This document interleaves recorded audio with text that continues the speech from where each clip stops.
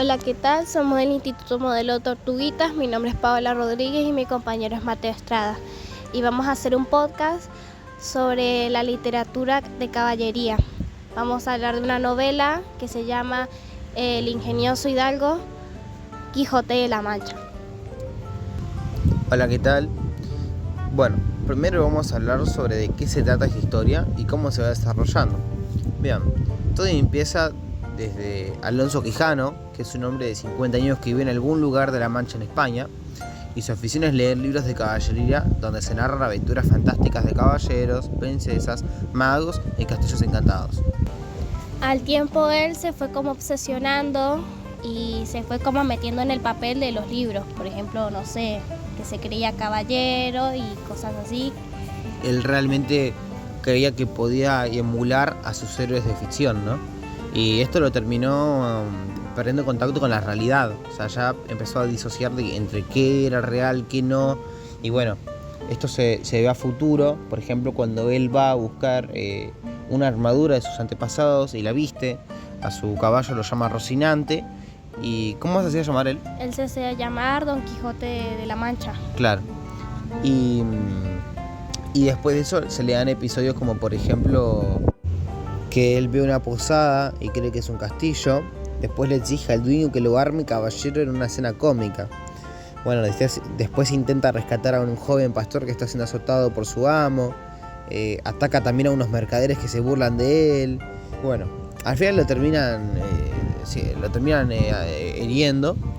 Y bueno, vuelve a su casa a convencer a un labrador que se llama Sancho Panza, ¿no, Paola? Sí. Termina siendo su escudero. Y bueno, salen a buscar aventuras juntos. Bueno, en un momento una parte muy importante de esta historia es cuando se cruzan con unos molinos de viento y Don Quijote lo confunde con que son gigantes. Y Sancho Panza Le decía que no, que eran molinos, pero él no... Le decía que no, que como no veía los gigantes. Entonces se bajó del caballo, no, siguió en el caballo y fue a combatir contra ellos. Sí, es más, bueno, él arriba del caballo en una parte, él con su espada, con su arma, él se choca contra el molino de viento y se termina lastimando. Pero es una muestra de lo Mal que él estaba. De lo mal que él estaba mentalmente.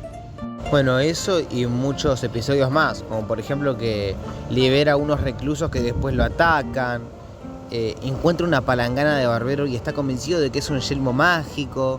Bueno, y un montón de cosas que se muestra de que él no está bien. Y estuvo mucho tiempo fuera de su casa. La familia estuvo muy preocupada porque no sabía dónde estaba y cosas Estaba así. perdida, digamos. Claro.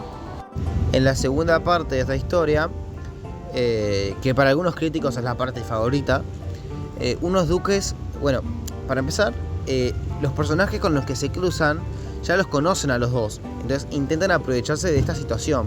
Como por ejemplo, unos duques los acogen en su palacio para reírse de ellos y hacer creer a Don Quijote que Dulcinea era una mujer que vio por ahí y él se hizo la cabeza de que Se enamoró de ella, o sea que ella está enamorada de él. Entonces él se enamoró de ella por eso. era como la mujer que estaba en los cuentos o libros de ficción que él leía, ¿no? Entonces él la nombró como Dulcinea del Toboso. Entonces estos duques le hicieron creer que Dulcinea y él estaban bajo un hechizo de Merlín. Y bueno, pasan más cosas, como por ejemplo que hacen a Sancho gobernador para cumplir una promesa que le había hecho su señor.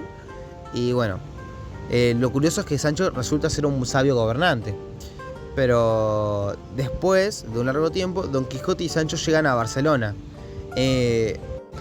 Donde es derrotado por el caballero de la Blanca Luna, que en realidad es uno de sus amigos disfrazados. Claro, y sus amigos habían planificado hacerle prometer algo. Que si el caballero ganaba, él se tenía que devolver a su casa y volver a su realidad. Y que si Don Quijote ganaba, él quedaba como una hazaña. Quedaba como una hazaña heroica que le ganó al caballero de la Blanca Luna. Después de esa pelea, como dijimos, él pierde y decide cumplir su promesa de volver a la aldea, a pesar de que Sancho le siga pidiendo vivir nuevas aventuras. Bueno, él llega muy enfermo y justo antes de morir recupera la razón y le pide perdón a todos por sus locuras. En parte él termina falleciendo de tristeza por no ser lo que él quería ser, ¿no? Claro. Un caballero. Ahora yo les voy a hablar de por qué esta novela pertenece a la literatura de caballería. Don Quijote de la Mancha pertenece al género de la literatura de caballerías porque se basa en un imaginario caballeresco que aún perduraba en la época en la que se escribió. La novela se desarrolla en un contexto en el que ya había caballeros